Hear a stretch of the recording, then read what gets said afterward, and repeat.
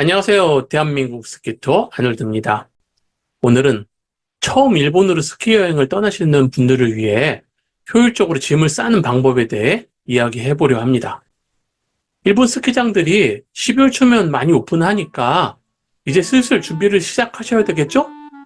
자, 그럼 시작하겠습니다. 우선 스키를 탈 때 꼭 필요한 기본 장비를 챙겨볼까요? 첫째, 스키입니다. 스키는 현지 가서 렌탈을 할 수 있지만 당연히 본인 스키가 있다면 더 좋겠죠? 본인의 스키는 자신의 스타일과 실력에 맞춰 조정할 수 있어 더 안정적이고 편안하게 탈 수 있습니다. 만약 스키를 새로 구매하셨다면 샵에 가서 본인에게 맞춰 세팅하시기 바랍니다. 스키 제조사 홈페이지에 가면 공장에서 출시하는 제품의 엣지 각도가 나와 있습니다. 대개는 마이너스 1도에 90도 또는 89도로 되어져 있습니다.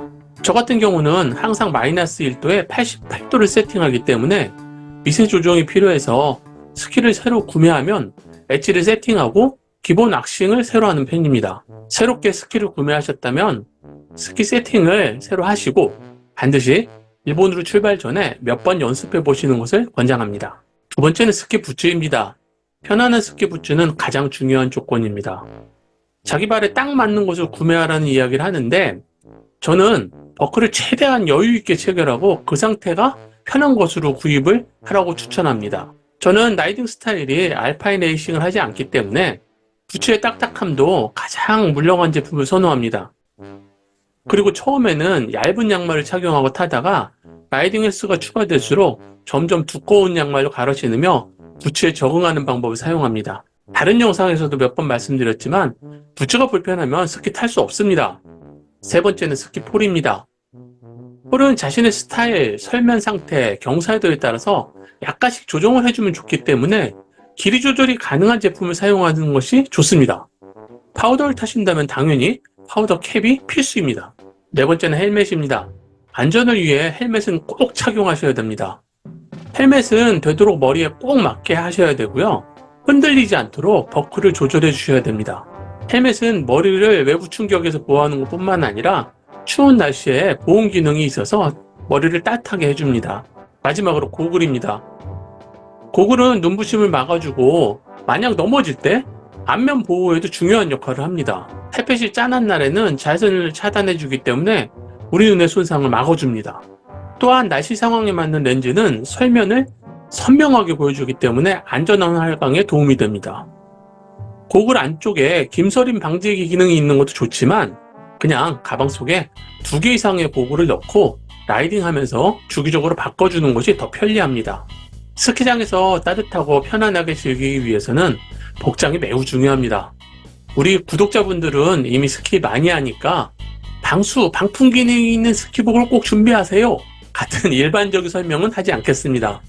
일본으로 처음 해외 투어 가는데 꼭 필요한 팁을 중심으로 간단하게 설명드리겠습니다. 일단 장갑입니다. 스키를 어느 정도 타시는 분들은 한국에서 거의 넘어지는 경우가 없기 때문에 손으로 눈을 짚을 일이 없습니다. 그런데 일본에서는 대부분의 스키장이 자연설로 운영되기 때문에 슬로프 또한 부드러운 상태라서 처음 자연설 슬로프를 경험하신 분들이라면 감각이 다르기 때문에 대부분 넘어지는 경우가 다반사입니다. 이때 몇 번만 슬로프를 손으로 짚게 되면 장갑이 젖는 경우가 발생하는데 기온까지 낮다면 동상의 위험에 급격하게 노출될 수 있습니다. 또한 장갑이 상대적으로 손목을 많이 덮어주는 파우더 장갑이 아니라 짧은 장갑을 사용하게 되면 팔목 사이로 눈이 들어가서 장갑 내부가 축축하게 젖을 수 있습니다. 그래서 저는 장갑도 여러 개 가져가서 2시간 단위로 바꿔주면서 착용하며 사용합니다. 너무 추운 날에는 스키를 타지 않는 분들이 많아서 우리나라에서는 마이너스 15도 이상 추위에서 스키를 즐기는 경험을 가진 분들이 별로 없습니다. 그런데 북해도 내륙이나 도호쿠 내륙 지방에 위치한 스키장들은 마이너스 10도는 기본이고 마이너스 20도까지 떨어지는 경우도 종종 있습니다. 북해도 아사히카와 최저 온도가 마이너스 49도였으니까 마이너스 20도는 겨울철에 일상적인 기온입니다. 이때는 얼굴에 반드시 마스크를 하시고 마스크가 피부에 붙을 수 있으니 우리가 코로나 때 자주 쓰던 마스크 내부에 플라스틱 호흡 지지대를 사용하시면 정말 좋습니다. 그리고 한 가지 더 말씀드리면 스키복 바지는 되도록 가슴 위까지 올라오는 멜빵형 바지를 입는 것을 추천드립니다. 파우더 상황에서 넘어져서 구르게 되면 바지와 상의 사이로 눈이 들어가 난감한 상황을 맞을 수 있습니다. 최근 한국에서도 꽤 많은 분들이 배낭을 착용하고 스키를 타시는 편입니다. 왜 무겁고 귀찮게 저 배낭을 메고 타지? 라고 생각하실 수 있는데, 배낭에 필요한 물품을 상시 휴대하고 다닌다면 정말 편리합니다. 일본 스키장들은 규모가 큰 편이라 보온병에 이온 음료 또는 따뜻한 물을 챙겨 다니시면 휴게소를 찾지 않아도 됩니다. 에너지바, 초콜릿, 과일 같은 간식을 가방 속에 넣어 갖고 다니면 더 든든합니다. 그리고 호루라기, 보온 필름, 나침판, 우이 같은 비상용품은 가방 속에 항상 휴대하는 필수 품목입니다. 대략 말씀을 다 드린 것 같고요. 이제부터는 비행기 탈 때 짐을 어떻게 해야 되는지 알아보겠습니다. 일본은 당연히 항공을 이용하기 때문에 항공사별 수화물 기준에 영향을 받게 됩니다. 그런데 위탁 수화물이 15kg인 곳도 있고 23kg인 곳도 있으며, 스키 같은 스포츠용품을 추가 비용을 지불하는 곳도 있고 무상으로 위탁 수화물을 보낼 수 있는 항공사도 있습니다. 우리가 기본적으로 가져가는 스키, 부츠, 헬멧 이렇게 필수 장비만 간단하게 챙겨도 10kg를 초과합니다. 예전에는 부츠를 꺼내 들고 타서 초과 비용을 내지도 않았는데, 요즘은 기내 수화물도 10kg인가 제한이 있어서 그것도 어렵게 된 것 같습니다. 그래서 저는 그냥 아시아나 항공을 주로 이용합니다. 24년 10월 현재 아시아나 항공은 스포츠용품 1개를 무게와 상관없이 무료로 보낼 수 있습니다. 기본 위탁 수화물도 23kg를 주기 때문에 스키 가방에다가 스키와 스키복을 넣어서 1개를 무료로 보내고, 부츠 가방은 메고 타면은 23kg가 그냥 남습니다. 그렇기 때문에 무게를 초과하는 경우는 거의 없습니다.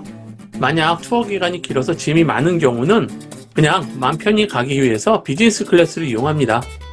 스키 가방 1개 무료하고요. 23kg 위탁 수화물을 3개나 주니까 짐에 대해서 전혀 신경 쓸 필요가 없습니다. 마지막으로 출발 전에 꼭 체크해야 할 사항들입니다. 예약 확인하셔야 되겠죠?